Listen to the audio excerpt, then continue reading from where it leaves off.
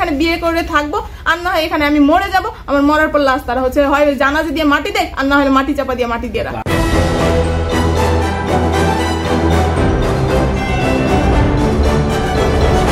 বিয়ের দাবিতে ভোলার চর ফ্যাশনে 5 দিন যাবত অনশন করছেন সাদিয়া জান্নাত নামে এক তরুণী। এদিকে প্রেমিকার উপস্থিতি টের পেয়ে পেছনের দরজা দিয়ে পালিয়েছে প্রেমিক। উপজেলার ওমরপুর ইউনিয়ন 1 নং ওয়ার্ডের বাসিন্দা মোজাম্মেল হাওলাদারের ছেলে প্রেমিক মিজানুর রহমান তৈয়ব ইঞ্জিনিয়ারিং পড়াশোনা শেষ করে ঢাকায় চাকরির জন্য থাকতেন।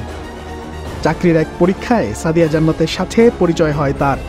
পরবর্তীতে তাদের মধ্যে প্রেমের সম্পর্ক গড়ে ওঠে। দীর্ঘদিন প্রেমের সম্পর্কে বিয়ের আশ্বাসে একাধিকবার শারীরিক সম্পর্ক করতে এই তরুণীকে বাধ্য করে মিজান।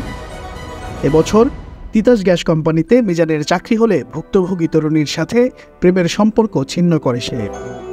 বিয়ের জন্য এখানে বিয়ে করে থাকবো, আর না হয় এখানে আমি মরে যাব। আমার মরার পর লাশ তারা হয় জানাজা দিয়ে মাটি দেয়, আর না হলে মাটি চাপা দিয়ে মাটি দিয়ে রাখে। আমি এখান থেকে কোথায় যাব? আমি বাসা থেকেও বলে আসি না, আমার যেহেতু বাসায় বিষয়টা জানেন না, আমাকে তো বাসায় উঠতে দিবে না। একজন ঘুমান্ত মানুষ কি সত্যিকার যে ঘুমাই থাকে তাকে ডাকা যায়, কিন্তু যে জায়গা থেকে ঘুম পাড়ায় কেউ রাখে তাকে আমি শতবার ডাকলেও সে।